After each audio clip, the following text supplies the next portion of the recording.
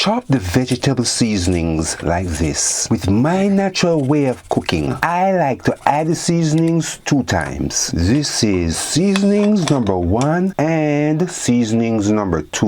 Wash the red peas. It is not necessary to soak it. However, some people do. To make the spinner dumplings, need 1/4 cup of water in 1 cup of flour with a pinch of salt. Roll a little piece of dough between your palms like this. Make sure the chicken foot is stripped. Chop off the chicken's foot's nails like this. Wash the chicken foot good. Add seasonings number 1 in enough water. Pressure cook the peas for 8 minutes and then pressure cook the chicken foot for 7 minutes. After that, add seasonings number 2. Add the spinner dumplings. Allow stewing on medium heat for up to 45 minutes. In the end, the chicken foot stew peas must be thick like this. Chicken foot stew peas is delicious with white rice. For the detail, get the cookbook, Jamaican Food Recipes. It's a big 8x10 book with 511 pages that you can lay out on a table for easy reading.